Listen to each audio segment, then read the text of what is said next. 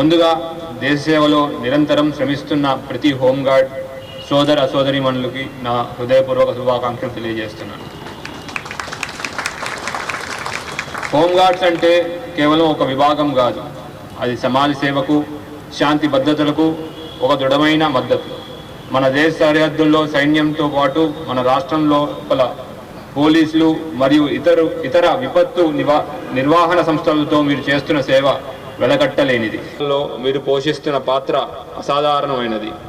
గడిచిన సంవత్సరంలో ఎన్నికల బందోబస్తు సమయంలో, ముఖ్యమైన పండుగల వేడుకలలో నిర్వహణలో, లేదా ఇంతకుముందు జరిగిన కఠినమైన కోవిడ్-19 పరిస్థితుల్లో మీ కృషి అనితర సాధ్యం. ట్రాఫిక్ నియంత్రించడంలో, రాత్రిపూట గస్తీ నిర్వహించడంలో మరియు విపత్తు సంభవించినప్పుడు ముందుండి ప్రజలను రక్షించడంలో మీరు చూపిన చొరవ, బాధ్యత గొప్ప ఉదాహరణగా నిలుస్తున్నాయి. మీ ప్రతిచర్య, వేగం, నిస్వార్థ సేవకు మేము శిరస్సు వంచి నమస్కరిస్తున్నాము. స్వచ్ఛందంగా, నిస్వార్థంగా మీరు అందిస్తున్న సేవకు జాతి ఎల్లప్పుడూ రుణపడి ఉంటుంది.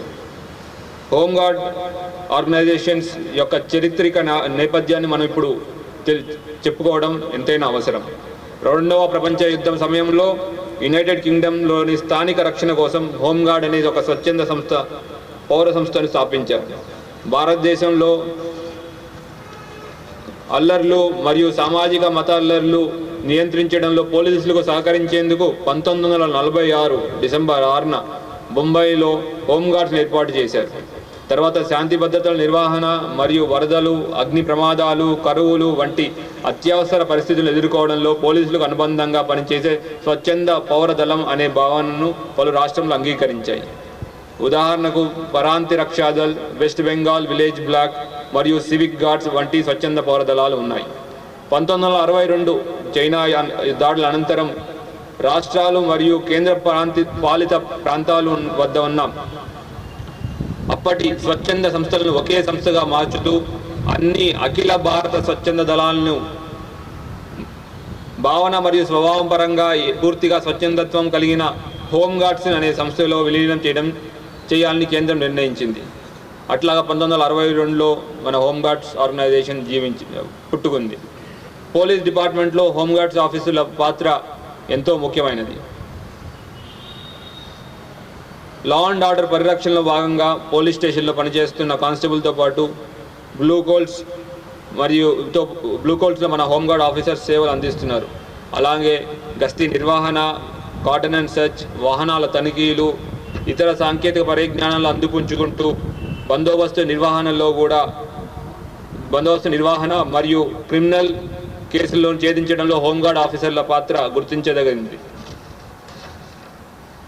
మన రాష్ట్రాల్లో మహిళల రక్షణ కోసం ఏర్పాటు చేసిన షీ టీమ్స్ ద్వారా ఆగతాయిలు, ఈవ్ టీజింగ్ నుండి ఒంటరి మహిళపై దాడుల నుండి కాపాడటంలో, మహిళలకు రక్షణలు నిలిపించి వారిలో ధైర్యం నింపడంలో మహిళా హోంగార్డ్ ఆఫీసర్లు అందిస్తున్న సేవలు ఎంతో విలువైనది. వీటితో పాటు సమాజ నిర్మాణం మరియు శాంతి భద్రతల కొరకు తమకున్న కళా నైపుణ్యాన్ని కళా బృందాల ద్వారా ప్రజల్లో ఉన్న మూఢనమ్మకాలు తొలగిస్తూ, డ్రగ్స్, అసాంఘిక శక్తులను, సైబర్ నేరాల పట్ల అవగాహన కలిగిస్తూ వాటి నుండి తప్పించుకునేలా అవసరమైన చైతన్యాన్ని ప్రజల్లో తీసుకురావడానికి సేవలు అందిస్తున్న మన హోంగార్డ్ ఆఫీసర్లందరికీ అభినందనలు. ఒకవైపు ఉద్యోగ బాధ్యతలు సమర్థంగా నిర్వహిస్తూనే చాలామంది మన హోంగార్డ్ ఆఫీసర్స్ సమాజ సేవ కూడా చేస్తున్నారు. వారందరికీ మన అభినందనలు తెలియజేస్తున్నాం. మన నిజామాబాద్ కమిషనరేట్లో ఇప్పటి వరకు 6 హోంగార్డ్స్కు మెడికల్ గ్రాంట్ కింద 10,000 రూపాయలు చొప్పున 60,000 మంజూరు చేయడమైంది. అదేవిధంగా మ్యారేజ్ గ్రాంట్స్ మరియు ఎడ్యుకేషన్ గ్రాంట్స్ ఇవ్వడం జరుగుతోంది. నిజామాబాద్ కమిషనరేట్ కామారెడ్డితో బైఫర్కేషన్ అయినప్పటికీ పేరెంట్ ఆర్గనైజేషన్ నిజామాబాద్గా కంటిన్యూ అవుతుంది. ఆ టైంలో అనుకోని పరిస్థితుల్లో కాలం చేసిన 20 మంది హోంగార్డ్స్కి, సహజ మరణం చెందిన 16 మంది హోంగార్డ్స్కి కుటుంబాలకి ఫెడరల్ ఛార్జెస్ కింద 10,000, వెల్ఫేర్ గ్రాంట్స్ కింద 15,000 అందజేయడం జరిగింది.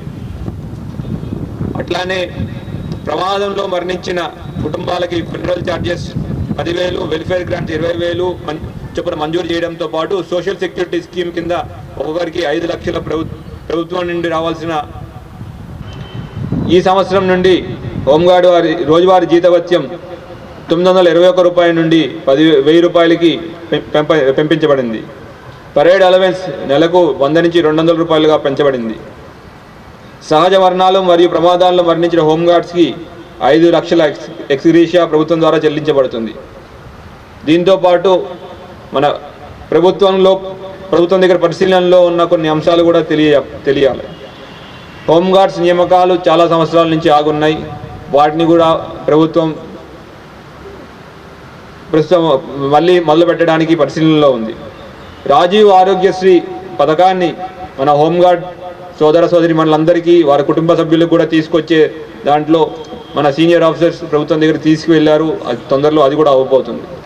అట్లానే డబుల్ బెడ్రూమ్ హౌసింగ్ స్కీమ్లు అర్హులైన హోంగార్డ్స్కి ఈ డబుల్ బెడ్రూమ్ హౌసింగ్ స్కీమ్ను అందించే ప్రస్తావన కూడా ప్రభుత్వం దగ్గరికి పంపించడం జరిగింది. వారి పరిశీలనలో ఉంది. హోంగార్డ్స్ సంక్షేమ కార్యక్రమ చర్యలు. హోంగార్డ్ సంక్షేమం కోసం హోంగార్డ్స్ సంస్థ మరియు హెచ్డిఎఫ్సి బ్యాంక్ అండ్ యాక్సిస్ బ్యాంక్తో సమన్వయం చేసి డైలీ డ్యూటీ అలవెన్స్